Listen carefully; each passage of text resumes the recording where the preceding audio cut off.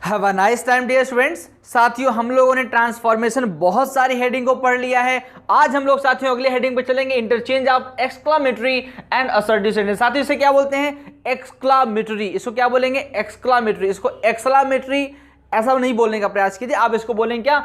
Exclamatory. ठीक है ना? तो इसको इस प्रकार से बोलेंगे साथियों, interchange of exclamatory and assertive sentence. यहां पर साथियों हम लोग इसके अंतर्गत इसका फॉलोइंग पढ़ेंगे और रिवर्स भी पढ़ेंगे। यानी यहां पर पहली हेडिंग हमारी होगी interchange of exclamatory into assertive, यानी यहां पर दिए गए सेंटेंस जो होंगे वो एक्सक्लामेटरी सेंटेंस होंगे और इन्हें चेंज किस में करना है? असर्टिव में चेंज करना है। और इसी का रिवर्स हेडिंग होगा साथियों कि असर्टिव से क्या करना होगा?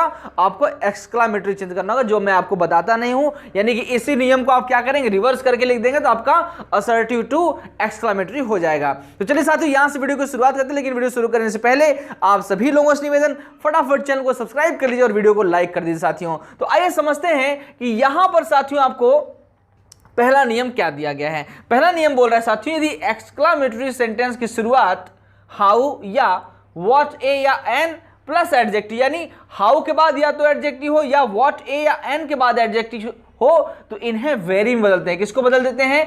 इन्हें, यानी हाउ और व्हाट ए या एन को चेंज करते हैं। लेकिन साथियों एक आपको नोट बताया गया कि ए और एन को पहले लिखते हैं, यानी ए और एन को नहीं बदलेंगे, इसमें किसको बदलेंगे? केवल व्हाट को बदलेंगे। व्हाट को वेरी में बदलेंगे, हाउ को वेरी में बदलेंगे, लेकिन ए या एन जो आएगा व्हाट के साथ साथियों, इसको हम व्हाट को चेंज करने से पहले लिख करके फिर जाकर के व्हाट को चेंज करेंगे। तो आइए हम सीधा एग्जाम्पल के माध्यम से आपको समझाते हैं कि क्या चीज यहां पर बताना चाहते हैं। पहला example, how beautiful the Taj is. अच्छा, असर्टिव सेंटेंस की सबसे बड़ी पहचान क्या है साथियों? कि उसकी शुरुआत सब्जेक्ट होगी, फिर हेल्पिंग वर्ब, फिर मेन वर्ब, फिर जाकर के आपका ऑब्जेक्ट और फिर जो भी होगा अदर्स वो लास्ट में आएगा। तो ये असर्टिव सेंटेंस की पहचान है। अगर नेगेटिव हुआ तो हेल्पिंग वर्ब बाद नॉट, फिर जाके मेन वर्ब आएगा। तो ये आपने ट्रांसलेशन भी पढ़ रखा है, नरेशन भी पढ़ रखा है साथियों। और सेम चीज जो आज आपको हम पढ़ाने जा रहे हैं, ये आपने नरेशन में एक्सक्लामेटरी सेंटेंस जो भी आपने वहां पर पढ़ा है वो ए टू जेड चीज साथियों यहां पर यूज होने वाला है। मैं बार बार इसीलिए बोलता हूं कि आप अगर पीछे की सारी चीजों को आपने समझ लिया है, पढ़ लिया है साथियों, तो आगे आने वाली चीजें आपके लिए बहुत आसान हो जाएंगी। अब जिसको नरेशन में ये चीजें क्लियर होंगी साथियों, उसको यहां पर कोई दिक्कत होगा ही नहीं, ये मैं गारंटी और दावे के साथ कह सकता हूं। तो आइए समझते हैं साथियों यहां पर क्या दिया है। How beautiful the Taj is. The Taj, जो ताज है, हाउ ब्यूटीफुल, कितना खूबसूरत है। ताज क्या है? बहुत ज्यादा खूबसूरत है। तो कहेंगे साथियों the Taj is very beautiful. हमने क्या किया? हमेशा ध्यान रखिएगा हाउ और व्हाट से शुरू होने वाले जो सेंटेंस एक्सक्लामेटरी के होंगे साथियों, उसमें हमेशा ही हेल्पिंग वर्ब जो होगी वो बिल्कुल वाक्य के अंत में होगी और उसी के जस्ट पहले जो होगा आपका वो क्या होगा? वही आपका सब्जेक्ट होगा। लास्ट में बिल्कुल हेल्पिंग वर्ब मिलना है तो तय है, और उसी के पहले क्या होगा? आपको उसी के पहले सब्जेक्ट मिलेगा। और अगर आपको वाक्य के अंत में हेल्पिंग वर्ब नहीं मिला साथियों, तो समझ लीजिए उस सेंटेंस में सब्जेक्ट भी नहीं है। तो वहां पर सब्जेक्ट और हेल्पिंग वर्ब क्या मानते? इट और इज मानते। इट आपका सब्जेक्ट और इज आपका हेल्पिंग वर्ब। ये चीज मैंने आपको नरेशन में बाखूबी समझा दिया है। तो चलिए यहां पर समझते हैं। यहां पर तो आपको हेल्पिंग वर्ब साथ ही साथ आपको सब्जेक्ट भी दिया हुआ है। तो हमको असर्टिव सेंटेंस में क्या करना था? पहले सब्जेक्ट लिखना होगा, फिर हेल्पिंग वर्ब, फिर जाकर के आपको यहां पर अदर वर्ड जो भी आपका आएगा, यानी ऑब्जेक्ट होना चाहिए, लेकिन यहां पर ऑब्जेक्ट तो है ही नहीं। तो यहां पर हमें क्या करना? देखिए हम यहां से चेंज कर लिए, द ताज हो गया आपका, यहां पर आ गया, फिर हेल्पिंग वर्ब आ गया। अब आपको क्या चेंज करना? अब आना सीधा यहां से खत्म, तो आपको सीधा शुरू में आना है। हाउ को चेंज कर दिया वेरी में, और ब्यूटीफुल को स्थान पे छोड़ दिया। तो यहां पर हो गया साथियों हाउ ब्यूटीफुल ताज इज। ताज कितना खूबसूरत है, ताज बहुत खूबसूरत है। ताज इज वेरी ब्यूटीफुल, ताज बहुत ज्यादा खूबसूरत। यही करना है साथियों, कुछ और नहीं करना है। अगला sentence, what a dangerous thing all little knowledge is. कहते हैं ऑल लिटिल नॉलेज, कम जानकारी, थोड़ा ज्ञान, इज है व्हाट अ डेंजरस थिंग, कितनी खतरनाक चीज। कहते हैं थोड़ा ज्ञान कितनी खतरनाक चीज है, यानी कि जो कम ज्ञान होता है वो बहुत खतरनाक चीज है साथियों। तो कहेंगे यहां से देखिए हेल्पिंग हो गया, ऑल लिटिल नॉलेज, ये आपका सब्जेक्ट हो गया, इसको चेंज करते ऑल लिटिल नॉलेज इज। अब आपको चेंज करना, वहां से खत्म, शुरू में आएंगे, व्हाट को चेंज करेंगे उसमें वेरी में, लेकिन ए आयन को क्या करेंगे? इस व्हाट के पहले यहां पर चेंज करके लिखना है, यानी all little knowledge is a very dangerous thing. कहते हैं कम ज्ञान बहुत खतरनाक चीज होता है साथियों। इस प्रकार से चेंज कर लेंगे।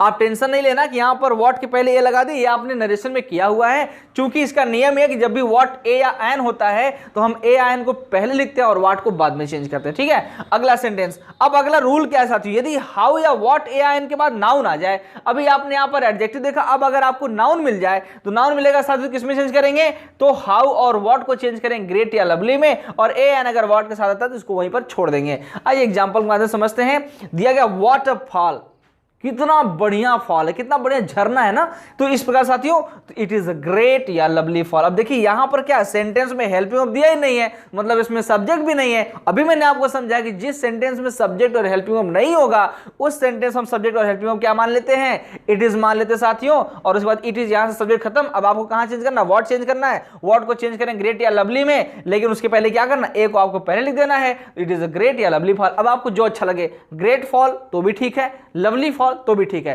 कुछ सेंटेंसेस में ग्रेट ज्यादा अच्छा लगता है, कुछ सेंटेंसेस में लवली ज्यादा अच्छा लगता है, तो जिस सेंटेंस आपको जो अच्छा लगे साथियों उसको आप रख सकते हैं, कोई दिक्कत नहीं है। तो यहां तक साथियों उम्मीद करता हूं आपको बहुत अच्छे तरीके से समझ आया होगा। अगर आपको समझ आ रहा है साथियों तो प्लीज आप चैनल को सब्सक्राइब कर लीजिए और वीडियो को लाइक कर दीजिए, और वीडियो को पॉज करिए, फटाफट इसे नोट करिए, आगे हम आपको नेक्स्ट रूल भी समझा देते हैं।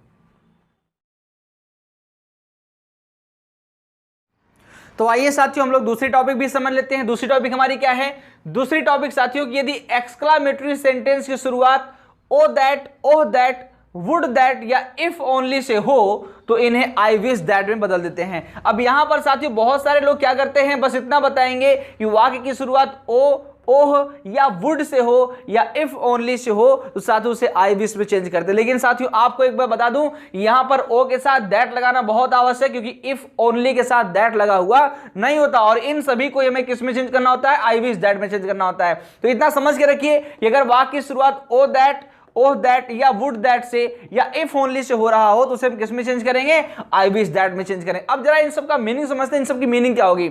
ओ दैट का मतलब होता है काश, ओह दैट का भी मतलब होता है काश, वुड दैट का भी मतलब होता है काश, और इफ ओनली का मतलब यदि केवल, इतना ही होता है। तो यहां पर साथियों इन चीजों की जो मीनिंग होगी वो सेंटेंस में कैसे निकलेगी आपको आगे समझाते हैं।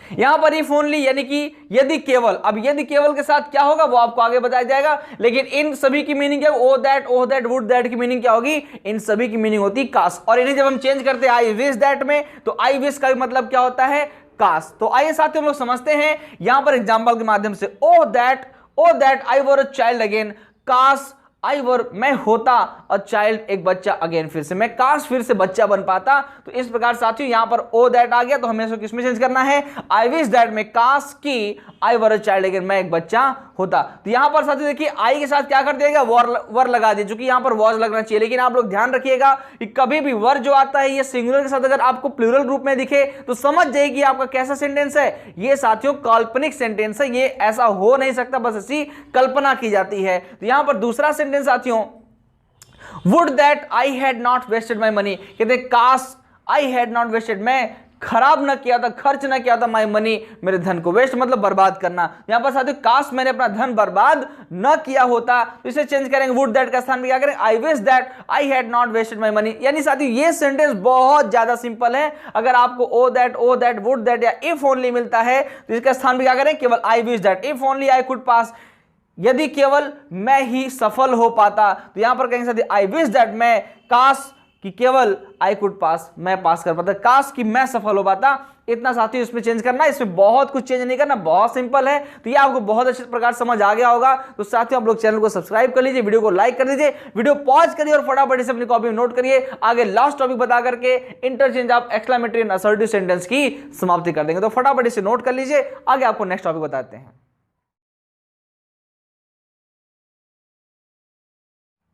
तो आइए साथियों इस हेडिंग की लास्ट टॉपिक को हम लोग पढ़ते हैं। लास्ट टॉपिक हमारा क्या साथियों, एक्सक्लेमेटरी वर्ड्स वाले वाक्य। यानी अगर आपको साथियों ऐसे सेंटेंस दिए जिसमें एक्सक्लेमेटरी वर्ड्स हैं तो किसमें चेंज करना साथियों, वो आपको नीचे मैंने बताया हुआ है। यहां पर क्या लिखा है, खुशी या प्रसन्नता का भाव हो, यानी अगर सेंटेंस हुर्रा, आहा या ऐसा कुछ वर्ड्स मिलता है जो खुशी को व्यक्त करता है साथियों, तो उसके लिए हम क्या करेंगे, इन वर्ड्स को चेंज करेंगे। It is matter of Joy that plus same sentence, यानी इन वर्ड्स के स्थान में क्या लिखेंगे, it is matter of Joy that. उसके बाद हमको क्या करना, जो सेंटेंस इन वर्ड्स के अलावा दिया होगा उस सेंटेंस को पूरा का पूरा क्या करना, सेम सेम लिख लेना है। अगला आपको क्या, अगर दुख या शोक का भाव मिलता साथी, यानी कि अगर सेंटेंस में एलस या ओ आया हुआ है, यानी जो दुख व्यक्त करने वाले शब्द हैं, अगर वो आते साथियों तो इन शब्दों का स्थान पे क्या लिखना है, it is matter of sorrow that plus same sentence, या इन्हीं वर्ड का स्थान लिखना it is sad that plus जो सेंटेंस होगा उसको लिख देना है सेम सेम। इसके बाद अगर आपको लास्ट में प्रशंसा का भाव मिलता है तो साथियों यानी उसमें आपको ब्रेवो या वेल डन या ऐसा कुछ मिलेगा जिससे प्रशंसा का भाव निकलेगा, तो साथियों उसके लिए हमें क्या करना होगा, उसके स्थान पे इन वर्ड्स के स्थान में क्या करना है, it is matter of praise that लिखना है साथियों, और प्लस सेम सेंटेंस जो इन वर्ड्स के अलावा जो सेंटेंस होगा उसे सीधा सीधा क्या करना, पूरा पूरा लिख लेना है। तो आइए आपको एग्जांपल के माध्यम से समझाते हैं आखिर यहां पर क्या बात कही जा रही है। लिखा गया साथियों hurrah my father has come, यहां पर खुशी व्यक्त किया जा रहा है कि मेरे पिताजी आ गए हैं। तो साथियों खुशी की बात है तो हुर्रा का स्थान में क्या करते हैं, it is matter of Joy that plus same sentence, यानी इनके अलावा जो sentence my father has come ये पूरा पूरा वो क्या करना है, ऐसा ही लिख देना है, यानी it is matter of Joy, खुशी की बात है कि मेरे पिताजी आ गए हैं। अगला सेंटेंस अलस आई एम रूइंड, कहते हैं दुख की बात है कि मैं बर्बाद हो गया, तो साथियों कहेंगे it is matter of sorrow, दुख की बात है दैट की आई एम रूइंड में बर्बाद हो गया। मतलब सेम सेंटेंस की जो भाव होंगे साथियों वो बदलेंगे नहीं, लेकिन सेंटेंस का जो फॉर्म होगा वो जरूर बदल जाएगा। अब एक सेंटेंस आपको मैंने करने के लिए दिया है, Bravo you have secured first position, बहुत अच्छे, शाबाश तुमने प्रथम स्थान सिक्योर किया साथियों, प्राप्त किया है। तो इस सेंटेंस को क्या करना आपको, इसे आपको अपने रफ में लिखना है, इसे आपको चेंज करना है असर्टिव में, और आप मुझे कमेंट करके बताएंगे। तो चलिए साथियों वीडियो को पॉज करिए और इसे पूरा पूरा आप क्या करेंगे, इसे पूरा अपने कॉपी में नोट कर लीजिए, इसे आपने कॉपी में नोट करके आप कमेंट करके बताइए कि इसका आपने क्या किया है।